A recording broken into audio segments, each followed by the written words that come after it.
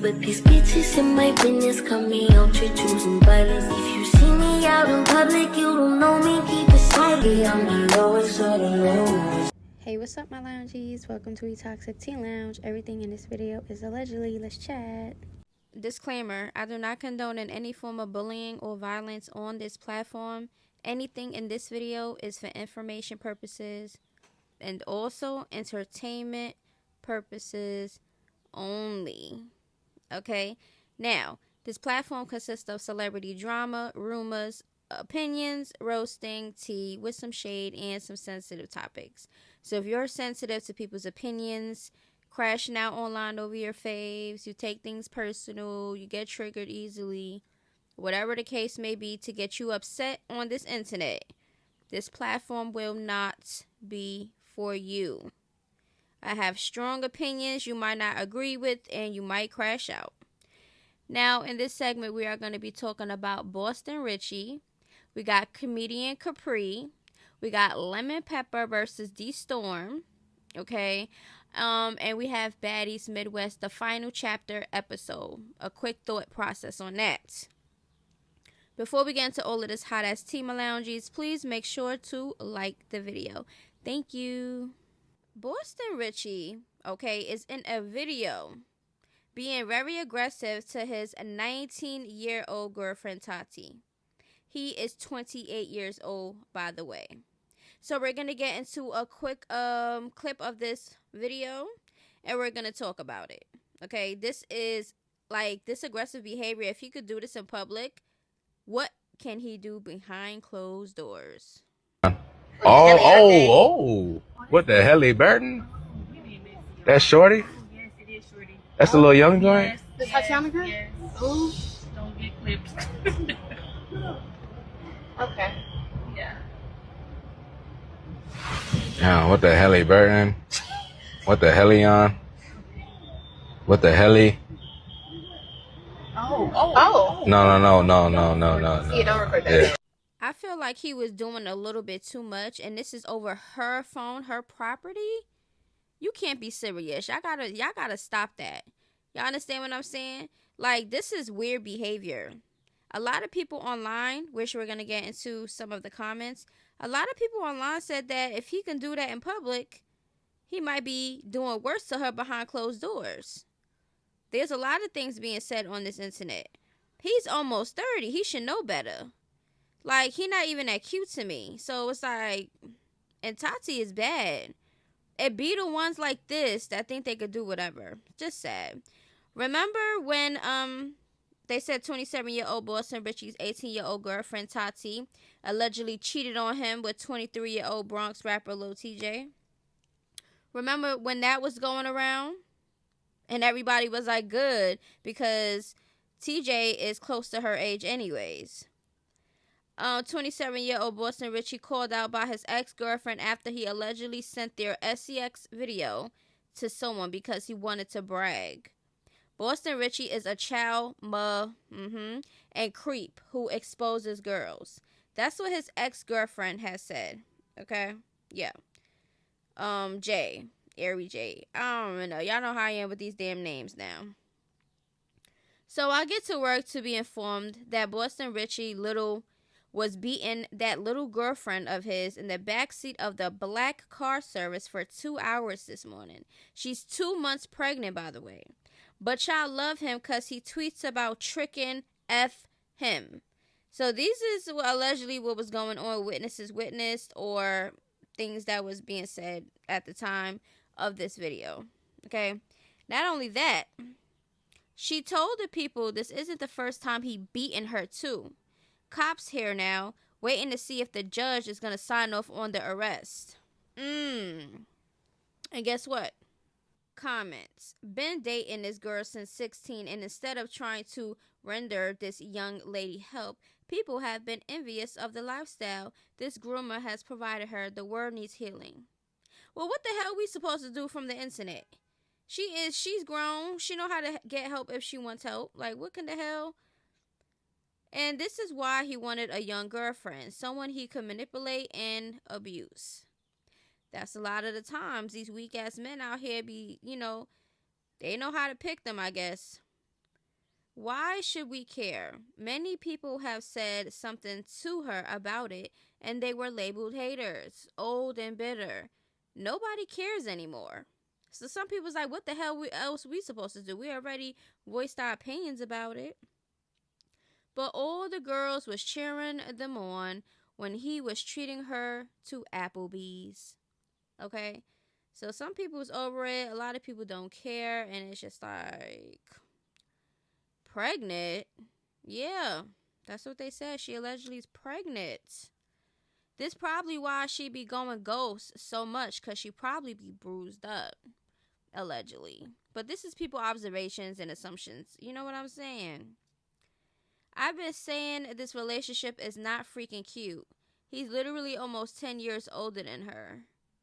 So some people are looking at the age and they are not agreeing with it, okay? Poor girl, she's a baby, but she can't act like no one warned her. A lot of women need to learn to get their own money, to not be letting any man think they have ownership of you.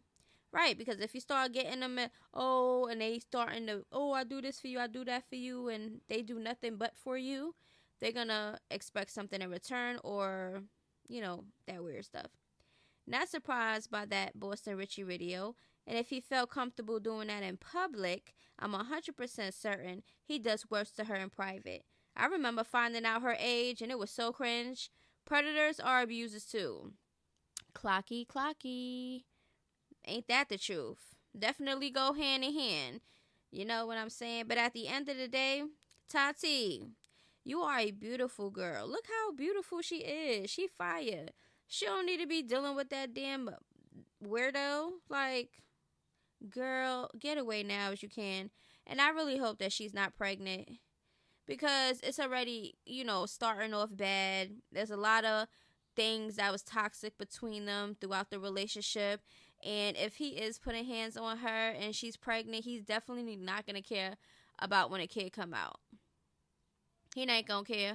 If anything, if he beating her, he probably going to, make her lose the baby or something, because that stuff is toxic. That's not. A lot of people would blame fear into not leaving and stuff like that, but sometimes you just got to make moves smart, Yes, it's a crazy, fearful situation, but anybody could get out if they really want to.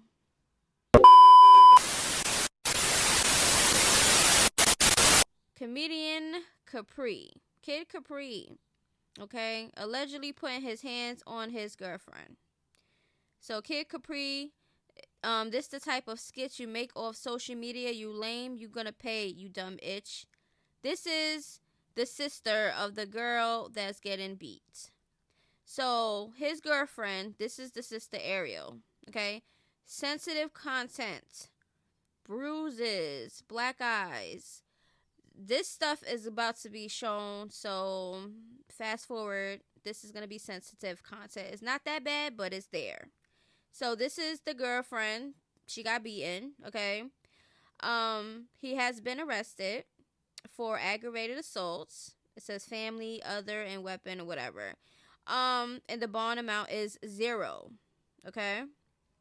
This is sad. This is the sister, y'all. This is sad as F that it took him to beat my sister, me having to post a video that is horrific, okay, to even watch, all right? For anyone to believe any other woman or girl that has came out about similar situations and no one took anything into consideration is really insane to me. My heart hurts so bad for them. I'm praying for my sister and for the girl that just came out and told her story. And to anyone else that's scared to come out, nobody ever deserves to go through nothing like that. I wouldn't wish none of this on my worst enemies. Okay, so, and this also is what it said. If anybody knows me, they know I don't play about my siblings. Lord knows what I would have did if I was there.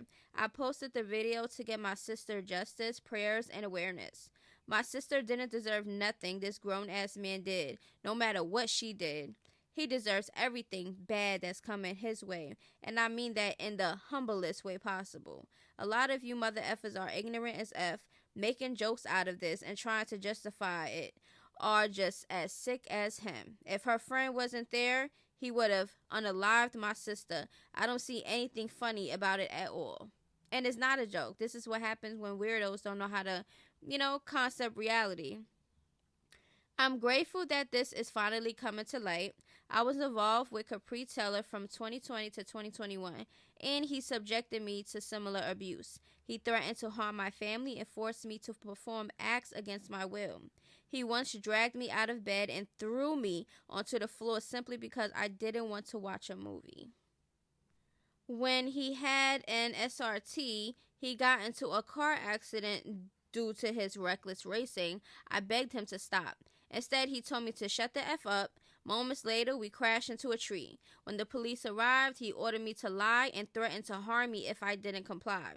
Many other things transpired that I am not comfortable enough to share, but no one should have to endure this kind of abuse. Justice for all survivors. Justice for Nativia Mays, if I'm saying her name correctly. That's sad, y'all. It's a lot of people out here that's scared to just come out, and it only takes one person for the rest to just follow suit. I feel like these type of people that are abusive, and that are capable of unaliving somebody due just for their feelings or somebody leaving them or something. I feel like all of those people should just go under the jail for life. That's how I feel. Because why y'all keep arresting these violent, dangerous men that do these things to females, knowing when they come out they're gonna do the same thing? If not, they start unaliving. Now they go inside for DV. They get mad and upset that they're in there. They're gonna take it out on the girlfriend or the wife when they come out. It's like a pattern. And the police and the system knows this, but they keep bringing them out. Like, why y'all keep bringing out these people? They be letting out rapists out too. Like, leave those mother effers in there. Child predators. Everybody get a chance to come back out. Why? So they can just repeat the crime again? Like, it's just, the system does not make no sense to me at all. They rather put away people for drug dealing and stuff like that for the amount of time that a predator should be in there for. But they let them out first, right? It just be so weird. I just hope that everybody that are like weirdos like that just get caught fast. Like, for real. Like, nobody got time for that.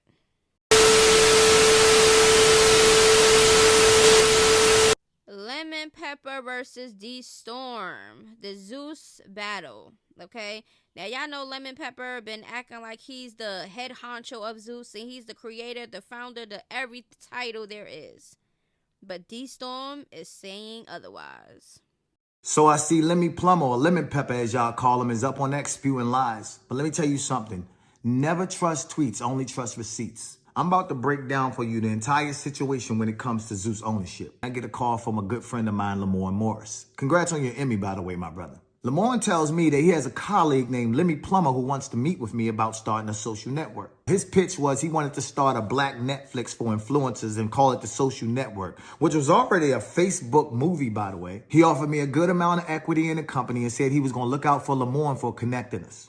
He never looked out for Lemuel. Now, at the time, I had the biggest series on the internet called the Cart Series. Wait, baby, don't do that. No. Over 500 million views. It was nominated for an Emmy, 4 Streamies, winning 2. Then Lemmy asked me, are there any other influencers I could bring on as partners because we needed some heavy hitters in social media for this thing to work. I said, how about I reach out to another longtime friend of mine, King Batch. He had the numbers. Lemmy agreed. Batch agreed to join. Lemmy said we need one more partner, some diversity. So Batch reached out to Jake Paul, but Jake was working on another project and said, I'll at least give y'all an episode on round 1. Welcome to the Taj Mahal. And Batch said, what about another good friend of ours, Amanda Cerny? She was getting millions of views, making millions of dollars off of brand deals. We all agreed. Now, at this point, I broke down my equity so myself, Batch, and Amanda could have even equity across the board, and we all became co-founders. I met with Daystorm, King Batch, and Amanda Cerny, who were pretty big influencers.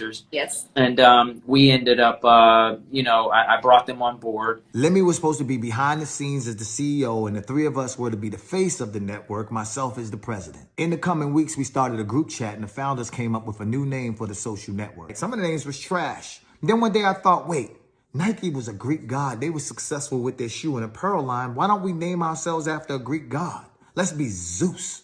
So then Amanda's like, I had a dog named Zeus. Shoot, I like it. Daystorm actually came up with the name Zeus. We were strategizing and talking about different names. So then became the Zeus Network. In our operating agreement, Lemmy's job was to put up the money for the first round of content, which he'd get back soon as we launched. Myself, Batch, and Amanda's job was to use our audience and our face and our likeness to blow up the company and give it a legitimate name. Lemmy's like, look guys, I'm a nobody, and you guys have the influence and celebrity to make this work. So that summer, we went hard as hell. Zeus just came out today. You on this nigga, you gonna die. At what point did you hear me say Zeus, man? When you looked at me, there's a number on the screen. Ignore that. It doesn't work. But the link in my bio does. Click on that right now and join Zeus today.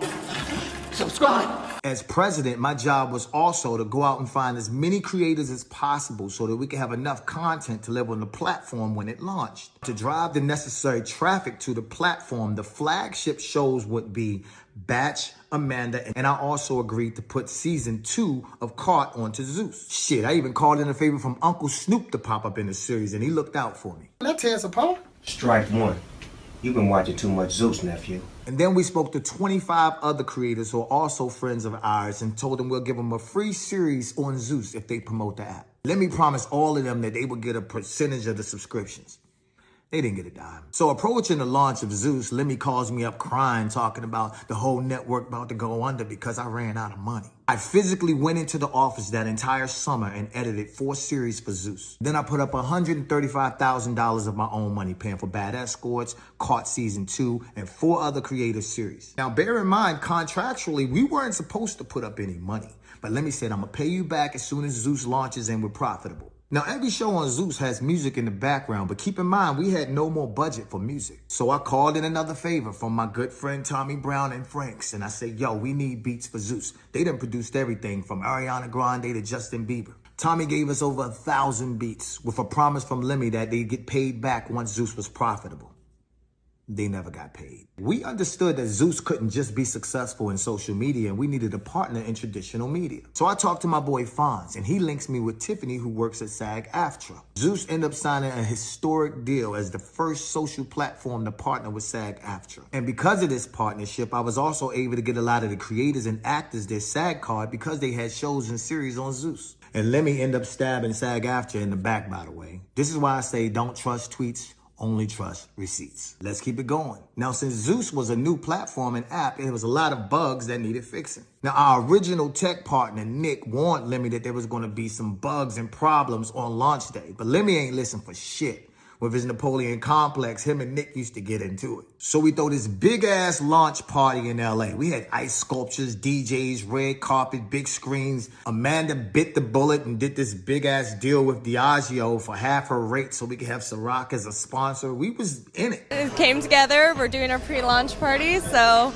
coming out July 13th. I'm super stoked. On launch, I believe D-Storm. He got the receipts popping too? What? Can't go against receipts. And let me, please, everything that D-Storm is saying, I definitely believe it. Because Lemmy definitely gives off like a narcissist. He's controlling. He's selfish. Even though he's buying everybody things, he just doing that so he can just pretend his image of this, like this honcho of Zeus. Oh my God, I'm the boss. He wants to just make sure that image is exactly what it sounds like.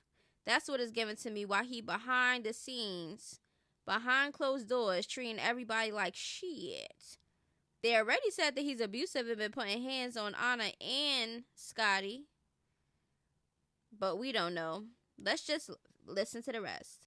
Day, all the creators who had a show on the platform promoted the hell out of Zeus. And over 45,000 people joined the platform that day. So now we on Easy Street. Until the next day we get a call from our tech partner, Nick, who said there was a glitch in the system and everybody got into Zeus for free. We had to boot everybody out of Zeus and ask them to rejoin for the subscription price. And if you know anything about people, they ain't paying for shit after they got it for free. So the first round of Zeus was a wash. We had to scramble and come up with a plan for round 2 with no money. Then King Batch comes in clutch and saves the day and brings in our 5th partner, a silent investor named Ben Koo, who put up the funds we needed for round 2. On round 2, we changed up the plan and we used the funds from Ben Koo to make longer form content. Amanda secured Lil Tay, who was huge at the time. Bat secured B. Simone, who was huge at the time. I secured Quay, who was huge at the time. And Lemmy secured Michael Blackson. Those shows with TT being the flagship gave us enough subscribers and enough income to make it to the next season for even bigger shows. Now, Lemmy controlled all the money at Zeus. And at this point, myself, Batch, and Amanda were pushed out while Lemmy's taking these interviews acting like he did it all by himself. But you did have partners. She did have partners. What happened to them niggas? You tell me. Man, I'll Google this shit. Stop it, man. Now, I remember seeing them. You tell me. So you bought them out, right? You tell me what happened to these guys. No, King Bach. Yeah. So King Bach, Amanda Cerny. That's I was like, that's when they were lit. Like I said, I created Zeus. I ended up investing my own capital. They didn't put in any money. They didn't do anything. He seized all his Zeus accounts, got himself all his heavy security, and started spewing lies. I thought they would bring some value, bring some money to the table, and do their thing, and they didn't. Let me tell you something. Anybody who needs that kind of security is either super famous or did a lot of people dirty. Part of what makes this whole platform special is, yes, you guys are partners and owners with me in this. And what you bring to the table, like you said, is relationships. People would not do this if it wasn't because of you and King Batch and Amanda. Now, when you have a successful company like Zeus, you do something called partner payouts. Lemmy pays himself, but never pays his partners. Lemon Pepper says, I will address the accusations made by D-Storm Power head on very soon, along with real receipts. However, let's be clear. The issue is being addressed in an actual court, not the court of public opinion. Zeus is still in litigation against D-Storm. I choose to take the professional route, remain silent, and allow the legal process that has been ongoing for the past few years to continue to judgment. I chose not to cast aspirations on others, nor comment on falsehoods. On behalf of my team and the countless individuals who have contributed to making Zeus the success it is today, I remain and will continue to remain focused on the business. So according to Lemmy, he is not coming out publicly to talk about nothing, okay? To be totally transparent, we had a falling out because a good friend of ours, who is now a successful Latin artist and used to be Lemmy's assistant, told us that he sexually assaulted her. Till this day, myself, Batch, and Amanda, we receive K1 tax documents stating that we make millions of dollars from the Zeus Network as partners. So we're paying taxes on money that we never received. So while Lemmy Plumber walks through Paris with 5 security guards and designer clothes and purchases, let me just read this, new home, RVs. Lemmy done bought me a truck for my birthday. The Zeus Network bought you. Zeus bought it. Cybertrucks, cars, jewelry, and he's giving out bags to everybody who walks through Zeus's door. The partners who initially kept the lights on and made Zeus what it is today received nothing. Don't let the internet and Lemon Pepper fool you. We put them on. This guy's a fraud. I had a call a few years back with Lemmy and a Jason Tobert, who's also works there and is too cowardly to say something because he was on the phone call. And Lemmy is like, you guys are fucking losers. I'm gonna drag this case until you all broke. Zeus is worth $1 billion. You can't beat the machine. You'll never beat Zeus. And he's been dragging it. We spent over $1 million on lawyers already. Oh, they're not even part of the company. We have to sit up there and prove that he's on some bullshit. So we'll spend 3 months and a couple $100,000 just to prove that he's telling another fucking lie. We've been literally fighting this dude in court for 2 years, y'all. I found out that Zeus has multiple lawsuits that Lemmy done settled behind our backs. And when you hear all these women on TikTok or you hear Ray J going off and shit. To all the women that's going through this with Lemmy and going through this with Zeus, we hear you and we're gonna help you. We're gonna stay in this room for 3 to 4 hours until you do what I tell you to do. I don't f with that. Why not? He's like the Black Harry Weinstein. So while Lemmy flies on his private jets and throws out money to crowds off of a career full of lies, keep in mind that if he can do this to his partners, imagine what he would do to someone who is not. Anyway, y'all, this has been my TED Talk. I just wanted to explain to y'all the ownership of the Zeus Network, and you're looking at the fucking president. You could do a business all you want. You could take it to court and go that route if you want, and you don't want the public opinion, but the public is still going to find out the tea. Okay? Court documents is always revealed. Things are always the topic of discussion. So Lemmy could try to play it cute if you want to, okay? Talking about he's going to come out with real receipts, but don't want to come out with public opinion. How you gonna come out with real receipts if you're not trying to go public with it? You just keeping it in the courts. I don't know. But at the end of the day, I believe D-Storm. Okay?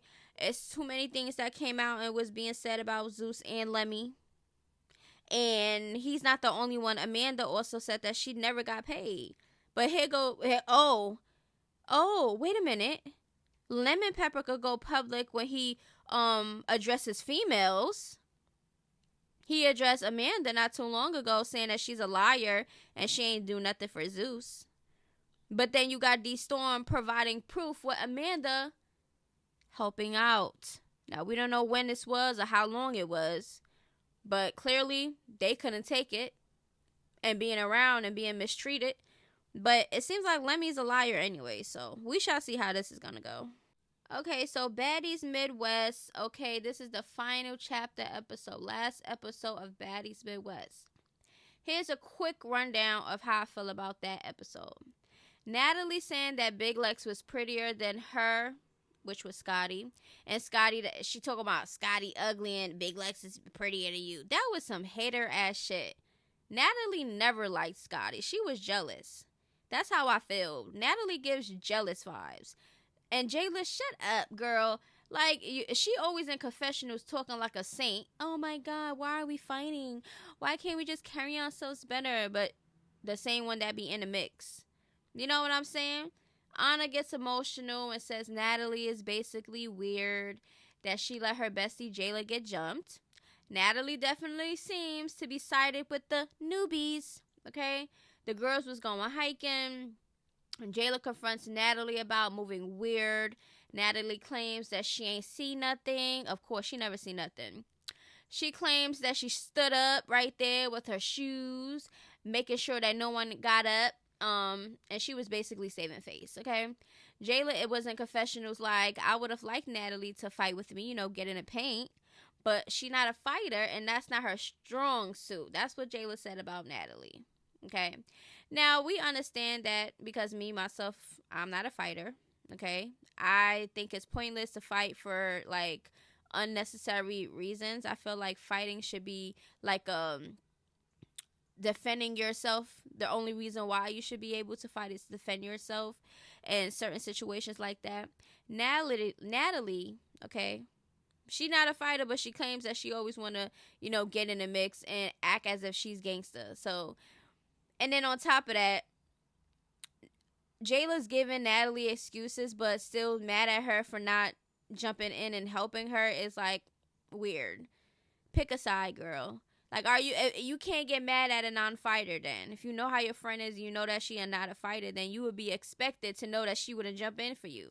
So why would you be mad that she didn't jump in for you if you know that that's not her strong suit? Like, come on. All right. Now, Natalie says how she's going to be the CEO, or how she's going to be the CEO of Baddies, and they want her to jump in fights. Okay? Basically, she need to shut up, because Natalie, you always, now you're the CEO, now you can't jump in fights. But you be acting like you a cast member. How you acting like a cast member, but then when it's time to defend your friends and stuff, all of a sudden you a CEO and you can't jump in nothing? Like, girl, she just be, like, all over the place. If you are the CEO, then you need to act like a CEO. You don't act like no damn CEO. You act like a cast member.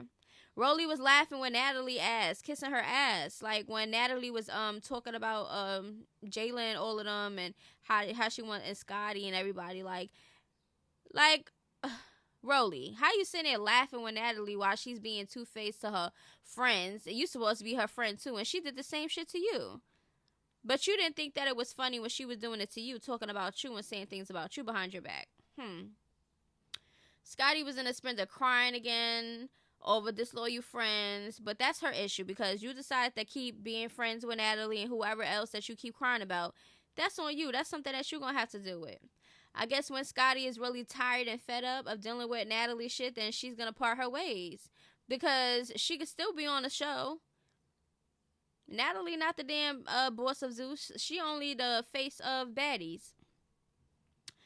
So the mountain scene was a beautiful scene, okay? But of course, as soon as they all hit the spot of the mountain, Natalie wants to have a damn meeting.